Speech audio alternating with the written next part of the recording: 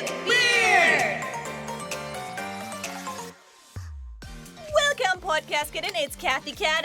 Oh, Ladybeard, coming at you with another enthralling installment of Cat with Beard. We're back again with the one and only Nicholas Pettas, K-1 champion, Kyokushin champion, all-round nice guy. How are you, my friend? I'm great. It's so good to be here.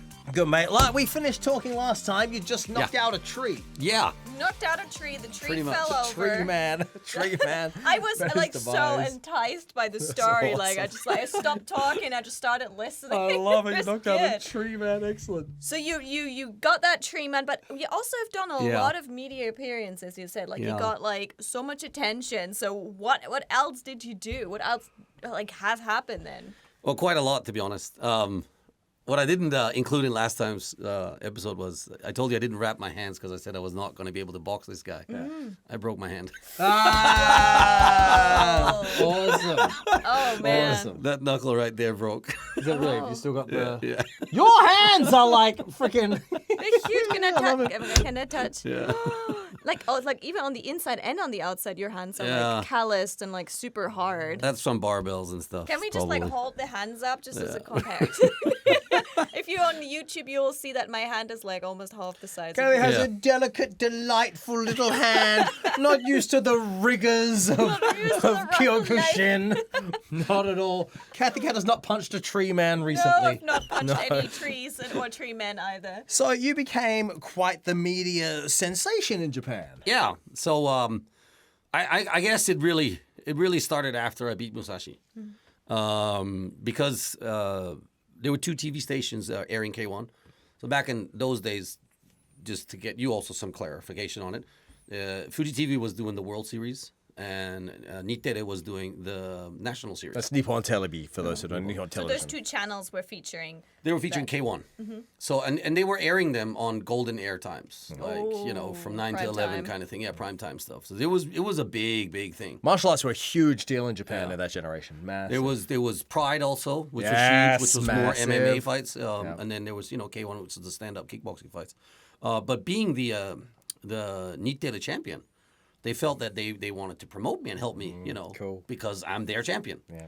So they started to invite me to just random shows, and I think the first show I did was on Nitere was a one-day ramen tour of Japanese convenience stores. All right, okay, that's Awesome. not what I expected. I expected some Awesome. kind of sport thing, but it was actually. No, it was like we went to 10 different convenience stores and tried to eat as many cup ramens as we could in one day. Japan loves this kind of situation, don't they? They love a person who's famous in one context and they pull a total fish out of water scenario on them. Yeah. And let's see how many ramens this kickboxing champion can eat at each convenience store. The answer is 17. Awesome.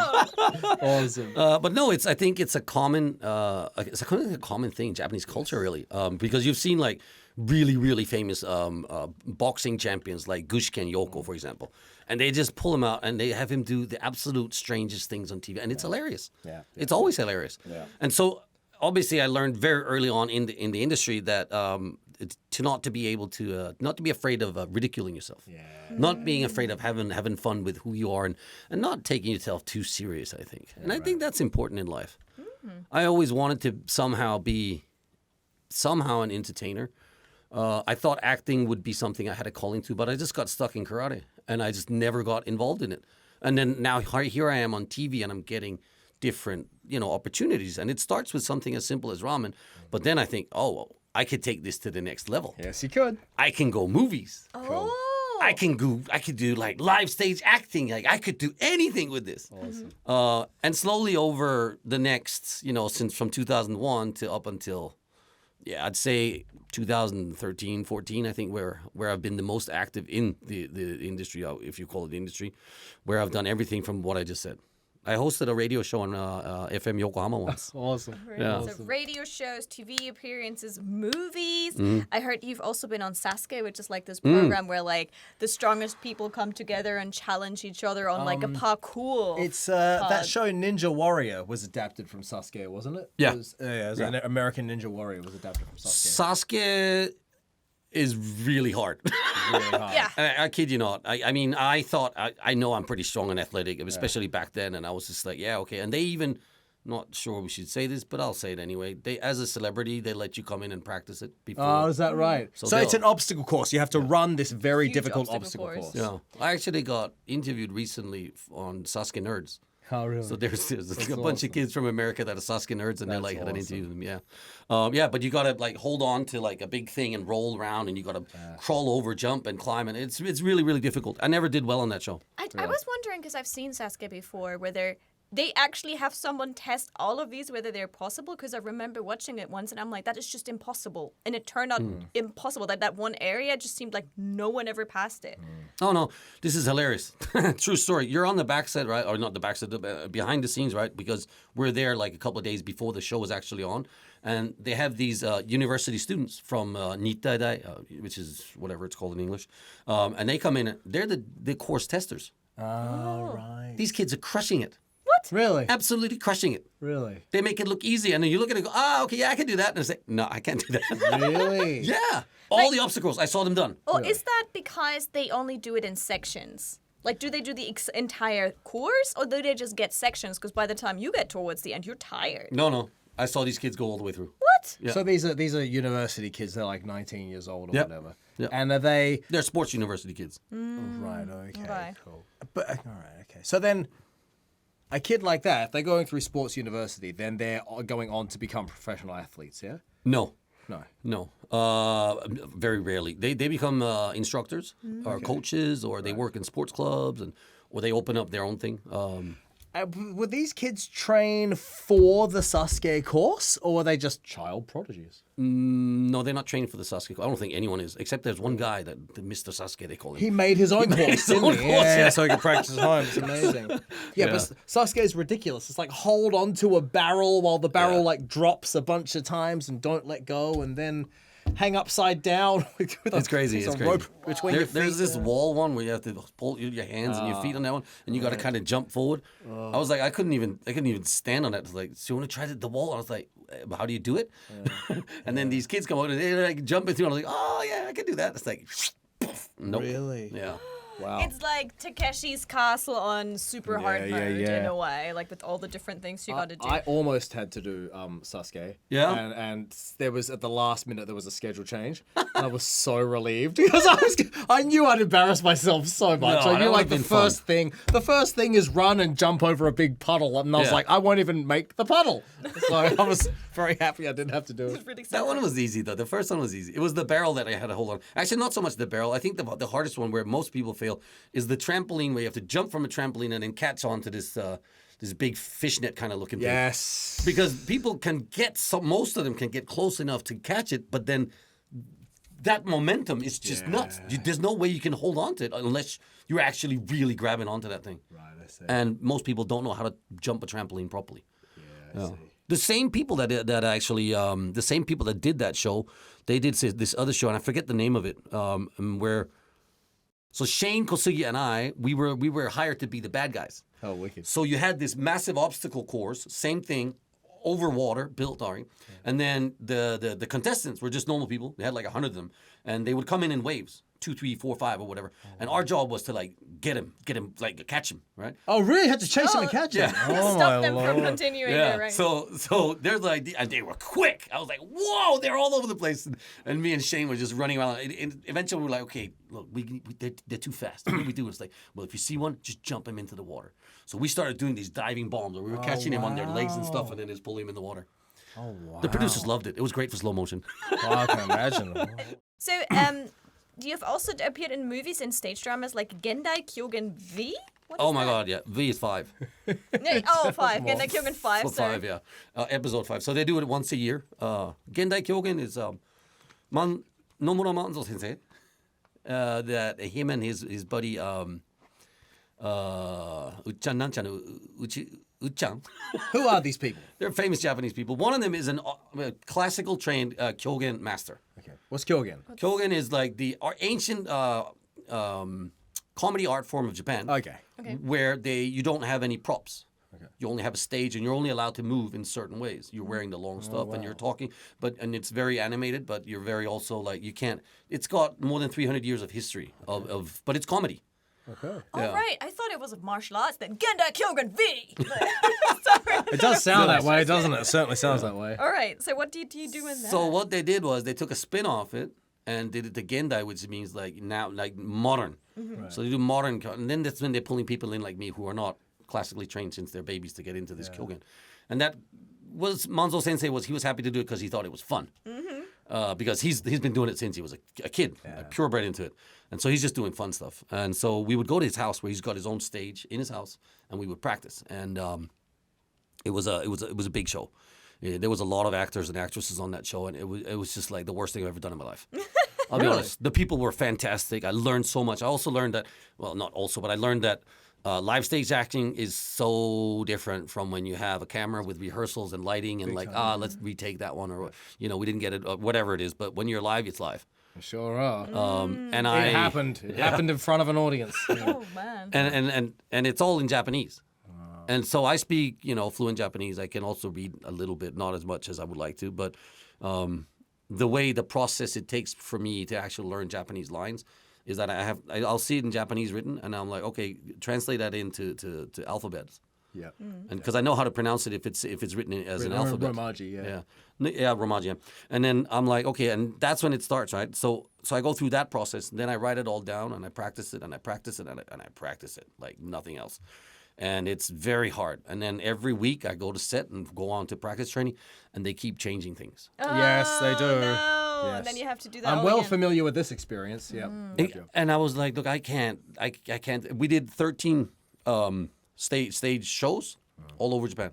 We were in Fukuoka. Oh, good. All over, yeah. You went on tour. Great. Yeah, we went on tour.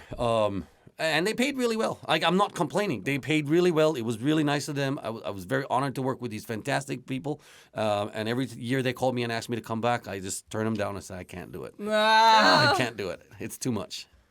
Is there any other kind of TV appearances that you can share, like interesting or funny or memorable? Well, so you asked about sports-related programs, right? So there's one called the number one muscle ranking. Okay.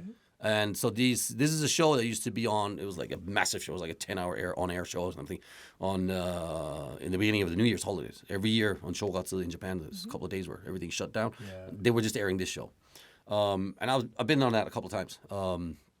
This show was crazy because that's sports athletes actually competing against each other in all these crazy inventions. Oh, wow. For example, I just mentioned Ken Kosugi. Ken Kosugi was a fantastic athlete. He grew up in martial arts. His dad was Sho Kosugi, the American ninja. He was just an American ninja movie actor. So his kids grew up with martial arts since they were babies. Super athletic and super everything. Anyway, I was up against him on a show where we had to cut. We had to hacksaw our way through a big wooden log, and then we had to carry these baskets of water or whatever it was, milk and stuff, and then pull a truck and stuff like that. And these were the things we were competing in. It was really fun. Yeah. But it was also one where we had to take a 10-kilo barrel and throw it as high as possible and see who we could throw it higher. And the only reason I got in on this show, and this is a funny kind of story, the only reason I got in on that show, not because I was famous or anything, because I was kind of famous, but I think it was before Musashi. And I was on set practicing with one of my senpai, Francisco, because he'd been invited on the show because he had just knocked out Andy Hook. So he was super famous. Of course.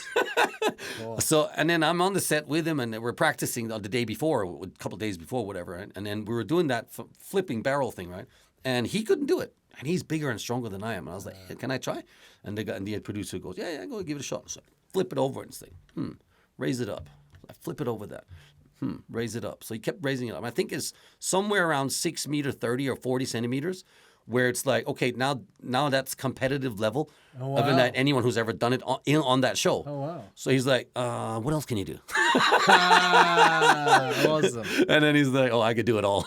Awesome. It was really cool. I ended up placing, I think, 7th and 4th and stuff like that. So I was on it for a couple of years. That's great, man. That's awesome. I met Sammy Sosa on that show. When Sammy Sosa was him and I think it was McGuire, they were like, who's going to get the most home runs in the American League that year? Right, really? Yeah. That's awesome. Famous baseball player. Thank you. And so now you've made the switch. Now you've got your own YouTube channel. Yeah. Tell us about what you're doing on YouTube. Oh, before that. Before that. One thing. I already had your own gym for a time. Yeah. So What have you not done? well, so 10 years ago, my first hip was replaced, and I was like, okay, I need a source of income, basically, you know. So, and then I was invited by Reebok to check out something called CrossFit. Ah, right. And so that was like way back in 2009, beginning. 2010, right at the beginning when CrossFit was just starting to come out. And I was like, oh, this sounds like a good idea. And so they sponsored me, and I got a contract with them, and then I ended up opening up a gym. And it's been 10 years in the running now. Wow. Right, okay, so hang on. Your hips are both replaced now. Now they're both replaced. You got a stick in your leg. Yep. But now you're training again. So do you do CrossFit? Do you teach CrossFit, or what's the deal? I teach CrossFit and also work out. Okay. I'm a little bit more cautious of what I do. That being said, if you follow me on Instagram or Facebook, you'll see, oh, you're always lifting heavy weights. For me, they're not heavy. Okay. So, but this year also, I stopped doing cardio on purpose because I wanted to like just focus on the strength. Because during COVID, there was not a lot of lifting and stuff, and I kind of missed it. And this is pure ego. Like I used to bench press 120 kilos, and I thought that was cool. I was like, yeah, that's a cool thing to have, right? But then I was like down at 105, and I was like, this is BS. You know, I got to get back up. And just focus 3-4 months, and you can build strength if you just focus on that. So I've been doing that this year. Yeah, I'm back to 120, so it's okay. Oh, congratulations. Yeah. Whoa. How much are you squatting? So because of the hips, it's stupid to squat heavy. Yeah, okay. So yeah, last week I squatted 120. All right, deadlift? I stopped doing heavy deadlifts. Okay. Because the ratio, these are the big 3 lifts we talk about. Okay, When people are like boosting People about comparing their- how much weight they can lift, these are the ones we talk about, right? Yeah, this is like the how much do you bench, bro kind of situation. The risk of injury with high heavy deadlifts ratio to like for what you get in return for it, I don't think it's worth it. I mean, I deadlifted 250 when I was young, 250 kilos. That's a lot. 250 kilos? Yeah. That's a heavy old deadlift. Yeah, that's a lot. What's a deadlift? It's when you stand with the barbell from the floor and you just stand up with it. So you just lift it from the floor up to your body is straight, basically. So it's dead weight. It's Yeah. deadlift. Okay, so instead of having a bench, you just pick it up from the floor and then you put it back down. It's very dangerous. You can injure your lower back. Yeah. very easily. People they go stupid on it because it's like the one that you can go heavy on. People get too excited and then they start rounding their back, and you can't control the form. And really, like, why are you doing it? If you're not actually in a competitive sport where you're dependent on that deadlift being stronger, why do you need to lift so heavy? A friend of mine blew out, I think, a disc in his back or something, deadlifting. So easy to do that. He said it was awful. He said that so the worst thing would be, because it takes like ages to heal, like a year to heal. Said the worst thing would be it would hurt with agony when he sneezed. Yeah. The problem would be, as you sneeze, you could feel the sneeze coming on, and you going, oh no, no, no, no, no, no, no. So you would anticipate this pain. You can Yeah, kind of that's get so away with tough. it if you stuff your nose. Oh, yeah, good point. Yeah, it is, Trust me, I've been there with broken ribs. And Oh, really? stuff, Fair. so, yeah. So tougher, the toughest. There's nothing you haven't done, and now you're also doing not food, not sport, but food. Yeah, tell us how this. How did you come to your Junk Food Japan? Is your YouTube channel called Yes. Junk Food Japan? It was the What ramen kind at the convenience stores that kicked this off. Tell us. I mean, I'm not even kidding you. I mean, it is because it is so far fetched from what I normally do. Yeah. And if I go full in on a martial arts channel, of course I'm gonna get followers. Of course I'm gonna get comments and this and that. But it's like, do I enjoy that? Is that the challenge of me? Do you not enjoy that? I do. I started teaching again last year, but I haven't taught for 10 years. And I was like, but I could do food. I like food. Okay. My first original idea was to do a burger channel. Like, cool. Just burgers. Awesome. I was really inspired by this guy, George Muntz, who's an American burger historian, basically. And he's got his own channel on, I think it's Netflix or maybe it's just YouTube. But anyway, he's great. He's really enthusiastic about it. And it's like, I really learned a lot about burgers from that guy. And I was like, this is cool because I know there are so many good burger restaurants in Japan. And I feel like it's, that's just me maybe, but I feel like it's a bit underrated market. Yeah. Right. Because I've had great burgers where I just thought, wow, why is this not more popular? I mean, the places are popular, but no one really knows about them. Anyway, so a friend of mine, one of our members went to high school with Ryotaro. Ryotaro's Japan. Ryotaro's Japan. He's really good friends with Broad. Oh, cool. Chris Broad? Yeah. And so I wanted to meet him, right? Actually, it was at a time in my life where I was like, okay, I need a challenge in my life. I need to do something. around COVID, just after COVID, somewhere around there. And I get introduced to Ryotaro, and I was like, oh yeah, let me come up and visit you. And I was playing around on my channel called The Tokyo Show for myself, trying to learn how to edit and like how to film and how to make it interesting. Anyway, so I took my bicycle, rode down to Tokyo Station, got the train up. He's up in Sendai. Get on his train. He's got a restaurant up there in Akiu Onsen area, which is really nice. And I was like, yeah, let me make a trip out of it. So I'll cycle out there. Little did I know that it's basically a mountain climb the whole way up. Oh, make a trip out of it. So I'm like 2.5 hours in. I finally get to his restaurant. He's there with another friend. Anyway, we sit down, have lunch. We click straight away. You know, it's like, yeah, I've got a camera. Do you mind if I film you a little bit? No, I said, cool. So we on camera together, joking around. Little did I know, my microphone was broken. I couldn't use any of the footage. But he shows me a presentation where he's like, yeah, we're trying to put together a team that, you know, that helps YouTubers and stuff. And I was like, well, I actually came up to ask for an apprenticeship. Okay. Because I wanted to learn. See, it goes back to my martial arts. Like, you start something new, what do? You should go to school. Let's go. Right? So I wanted to go to kind of to school for it. I said, yeah, can I tag along on you, or could you introduce me to Chris Broad, and could I maybe become like some kind of apprentice in this stuff, right? And he was like, yeah, let's figure something out. Cool. And we ended up on the theme of calling it Junk Food Japan. Okay, cool. And the first show we did was Wagyu Burgers. That's not really junky. Well, it's got the burger factor. It's all right. The second one was Wagyu. Nice. Are you a burger connoisseur? I know what a good burger is supposed to taste like. Okay. And I think I know the basics of a good burger. It's pretty simple, straightforward. And I'll tell you the secret to it. The buns is everything. Okay. Tell us more. If you got bad buns, you're not going to get a good burger. It's that simple. All right. I find especially in Japan, it's hard for like a private person to find good buns here. Really? Like if you go to the supermarket, they don't even sell buns. So you buy bad buns. But Where can you buy a better bun? That's a good question. Nishin got some good buns. Yeah, they're okay. They're okay. And the thing about the bun is, which I think is really important to understand, is it has to be soft. Okay. It has to be soft enough that you can fry it up so you can crisp it on the inside. And then when you put that mayo on it and the juice from the meat, that it's able to suck that up. And when you bite into that burger, you should be able to squash that down and comfortably bite around your burger. All right. So you're not into one of these do an angle and half a corner of a burger at a time. They're not enjoyable. Yeah. Okay. Fair enough. And I never go for a double burger. I just had a double burger at the In-N-Out with Chris Broad on the show, actually. Yeah. But that's random because it's like, yeah, you should get for the double. That's the In-N-Out burger thing to do, right? Sure. Me, I was like, no, do a simple burger and don't start putting your own ketchup and mayo on it. A burger is supposed to be eaten the way it's made by the chef. Try it. At least give it a bite first and then figure out if you like it or not. This is a martial arts mentality. So you don't mess with what the Shihan tells you. Yeah, that's right. Exactly. And I've done shows, and like, for example, I'll tell you something. Some of the fantastic places that I can recommend. If you're in Shibuya, there's a place called the Great Burger Stand. The Great Burger what? Great Burger Stand? Stand. Okay, yeah, right. The Great Burger Stand. Yeah, and I think I know this place, yeah. Super simple. Just go in there, say, hi, guys. Just give me a cheeseburger with some extra jalapenos. Done. Okay. Done. Like, there's some really Yeah. fancy, like, little ones, especially in Shibuya. Like, Shibuya seems to have so many fancy little places. I remember going to a place called Whoopi Goldburger.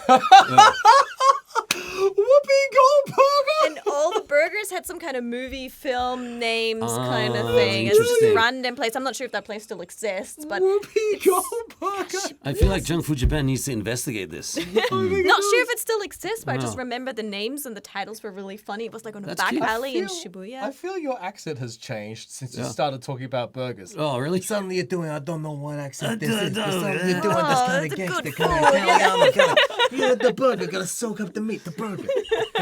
Interesting. Actually, well, I didn't notice that. But I'll tell you what, though. Recently, for research purposes, I went to the Oak Door. Okay. Oak Door in Midtown. It's called Midtown, right? What's Okdor? Roppongi, Yeah. Well, it's in Roppongi Hills.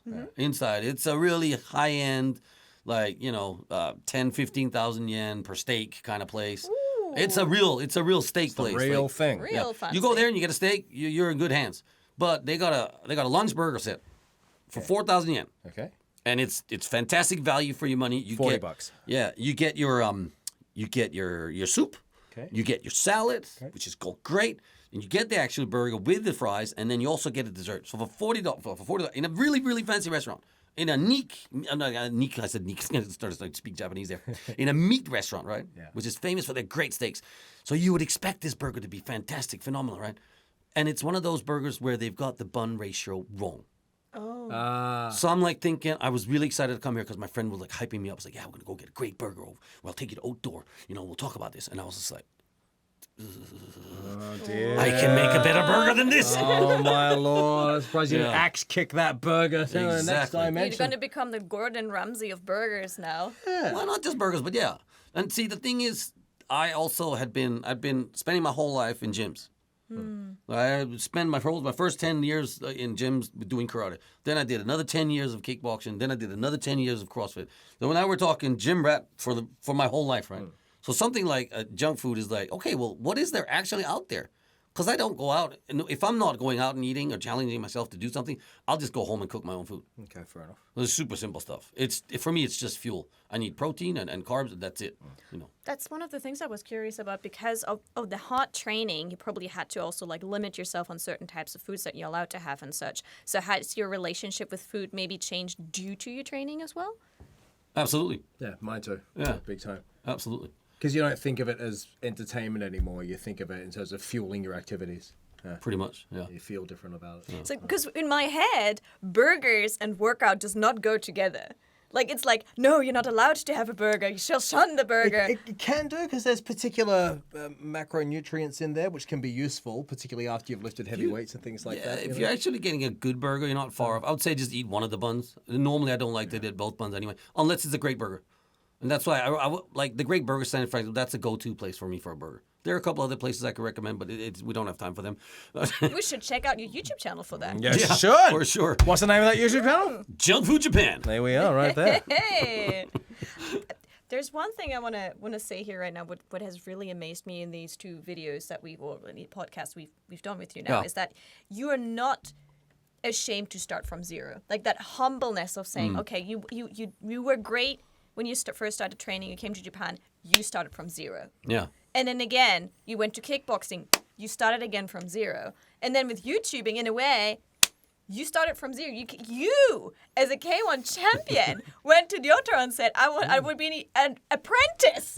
Like, there is no, like, oh, no, like, look at me. I'm this person. You're not shy to start from zero. I find that super inspiring.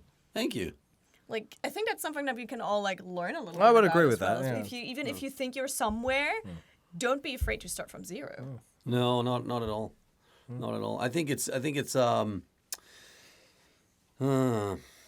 we'll need a whole nother hour or two for this, but like I said, when I got from being Nicholas Pettas to Nicholas Pettas, it was, and when I say with all of the above that comes with that, is that you get drunk on yourself, you lose respect for others, you become this so self-centered person, you literally stop to realize what's really going around you. You don't understand what the most important things of life really are all about. And so, I open up a CrossFit gym called CrossFit Nishiazabu if you're looking for a gym. This is the hat.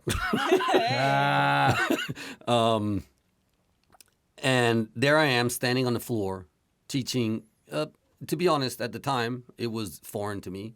Of course, I think we spent about a year and a half because I started over there again. I went down to Okinawa and I did my beginner's course in the only gym in Japan from the first guy who taught CrossFit in Japan.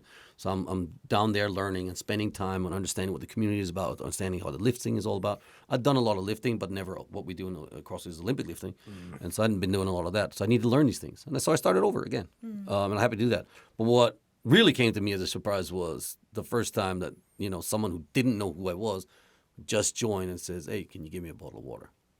Ah, right. Oh. Cool. And I was like, bag the ego. And he says, hi, here you are. Good And- man, bag the ego. Good man. And that just like the first, I think it was like within the first month of opening them up, when we started, people started slowly, like really, really slowly started coming.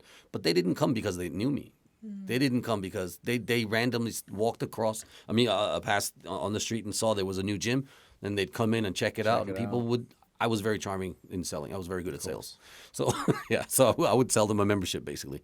And and then they join and then they're just coming in sweating. They're, whatever they are. It's the funniest thing because over the last 10 years, because I have a whole wall of trophies like in the gym. Now we've moved them, but they used to be on top of the shelf right in front of the front desk. And I've had members come in and say, dude, and they've been members for 6 months, right? And they go, dude, I Googled you last night. That's hilarious. That is hilarious. Like, dude, I watched you fight this giant. And I'm like, yeah, that was me. That's hilarious. But they never knew because they only come for the fitness. They don't even see the trophies, you know. It's just, yeah. Look at this. This man offers value beyond his reputation. There's nothing but value. One more time, the name of your gym? CrossFit Nishiazabu. That's in Nishi-Azabu in Tokyo is the name Exactly. I suggest. Yeah. And your YouTube channel? JunkFoodJapan and the Tokyo Show. Excellent. Do you have any are these your current projects? Are you going to like start something else tomorrow? What's up with the like future World for Nicholas Domination Pettas? in a couple of days or So I'm working on part 2 of my book called The Blue-Eyed Samurai. Good. Which I did an audio version of on the YouTube channel. Great. The Tokyo Show. Oh. The first 10 chapters are free if you want to All watch me right. sit there you know and read what? it. I'm gonna listen to that on my way home today. Yeah. And so part 2 is I'm about 110, I think, 110 pages in.